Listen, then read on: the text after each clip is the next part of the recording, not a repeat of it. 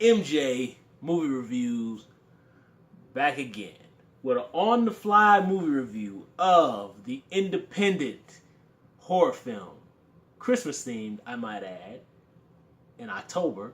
Better watch out. Wow. You guys, I'm a fan of Adam Green, who and Joe Lynch, who host the podcast, The Movie Crypt. They're independent filmmakers. Adam Green, of course, directed Hatchet 1 and 2, Digging Up the Marrow. Frozen, not the Disney picture, but there's another movie called Frozen. Joe Lynch did Wrong Turn 2, and I believe Selma Hayek movie called Everly. Haven't seen that one yet. But their guys, if you guys check out their podcast, it's called The Movie Crypt, and they have at least people who are filmmakers, aspiring or actively in the industry. They have every single person who works in every facet of the film business. Actors, directors, writers, producers, casting directors, musicians, composers, just everything. It's a very informative, and I strongly encourage anybody who has an interest in the film industry, listen to their show. And also donate too, because they've got a tip jar that's on the website. But I listen to them pretty much all the time. But either way, I found out about this film because they've had guests on lately who've been, doing interviews and promoting their film. So I heard about this film called Better Watch Out. Of course, I thought of me being the old guy that I am. I thought of Silent Night, Deadly Night 3, Better Watch Out, which I'm assuming maybe that part of where they got probably this title from. I'm guessing and assuming. I don't know for sure. Anyway, long story short, I was curious because this director came on and promoted the film, and it sounded like an intriguing concept for somebody like me who likes independent films and mainstream films. Like I said, I'll go see anything. And there's a theater in town that was playing it, so we checked it out. And, basically, Better Watch Out. I don't want to give away anything, but it tells the story of a young 12-year-old kid. He's being babysitted, a 12-year-old being babysat by his 17-year-old babysitter, probably maybe 17 or 18. I think they say there's a 5-year difference. Okay, so maybe she's 18 and he's maybe 13 or something like that. Either way, he's too old to have a babysitter, and she's too hot to be his babysitter. Anyway, and they come afoul of burglars, and this is assumed to be around Christmas time. And things just kind of take left turns and right turns and unexpected turns. And they have to figure out how to get out of this situation. Of course, the kid's got a crush on this hot 18-year-old, so he's dealing with the hormones of that situation too. And that's pretty much the story. Look, I thought the film started out very good. I thought it started out very well. There were some pretty good little jump scares in there. I mean, again, I'm 36 years old, so I've been watching these for years, so they don't scare me. But I thought there were some pretty good little jump scare surprises in there that I didn't expect. I thought they were well placed. They were very well done. And I thought some of the early suspense sequences I thought were very good. And there's kind of some turns, plot reveals in there. And for me, I thought the movie was going, although one turn that it takes, for me in particular, I thought was predictable. That was my opinion as an audience viewer.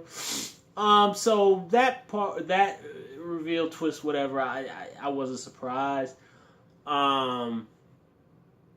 But the movie kind of goes in one direction, which is fine of the direction that it went. But the problem is I felt that there was not enough surprise or tension in the direction that it went.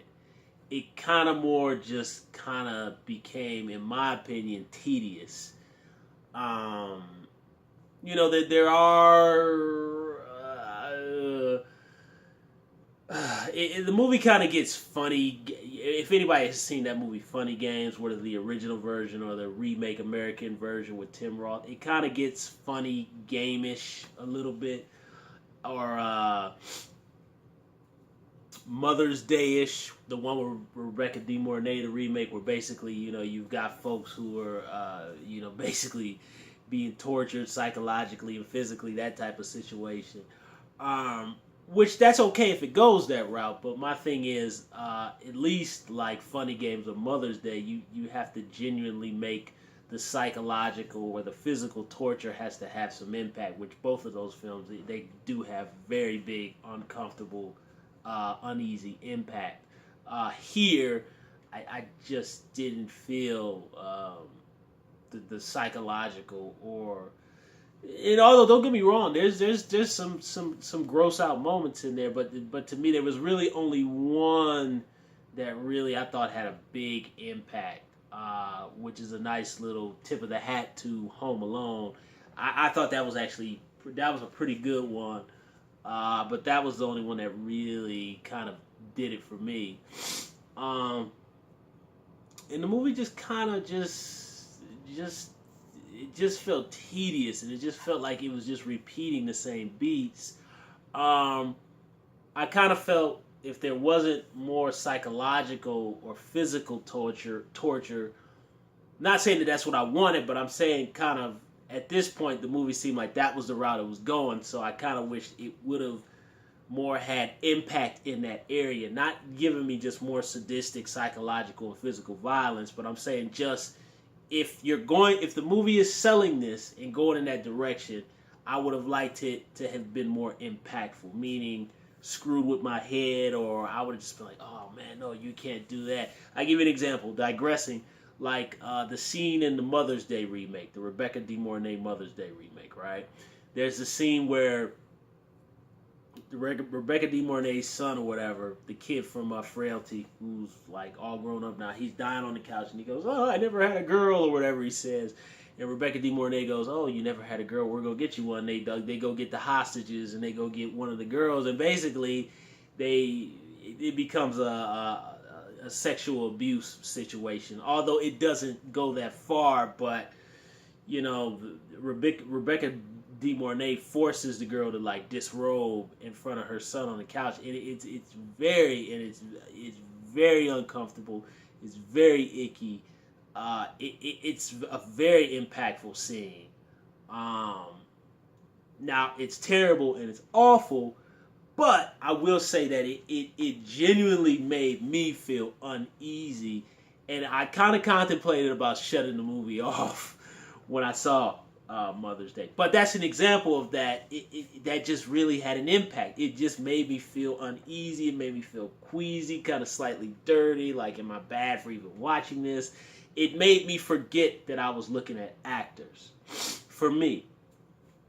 And going back to Better Watch Out, I don't really feel that there's moments that hit that hard. And maybe it's not meant to hit you that hard, but I just kind of feel like that's the direction the movie was going, and I think it's just, it doesn't have there's just the one with the Home Alone paint can thing that I thought was pretty good, but pretty much outside of that, it's just kind of routine stuff, and it just seems to kind of, at least for me, it just felt tedious, and ultimately it ends, and I kind of thought that it was going to end one way, and there's another twist, which I thought that the last little twist was good, and I thought that was a nice little tip of the hat to Tupac Shakur, digressing, the rapper who was shot the first time he got shot, and him going into the ambulance.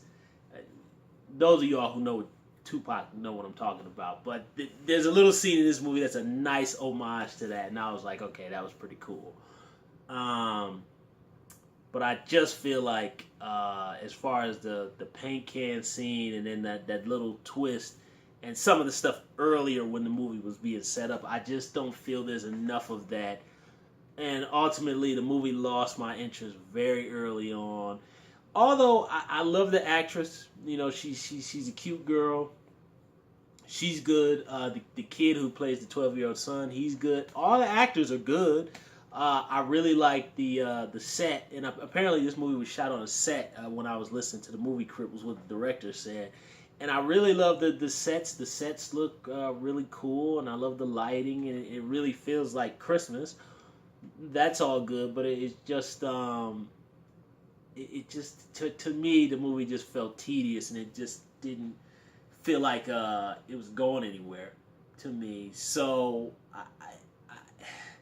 you know, as part of my Halloween horror movie reviews, I just can't recommend it. And I can't even recommend it really for people like myself who are fans of this kind of thing. I just can't. It had me in the beginning, and there were little moments sprinkled throughout it where it had me. But I think ultimately, as a whole, to me, it just didn't feel like it completely delivered. So I can't recommend it. But those are my feelings about Better Watch Out. Thumbs up the video, subscribe to the channel, share the video, leave comments down below about Better Watch Out, or if any of you have seen it, or anything about Adam Green in the movie Crypt or whatever.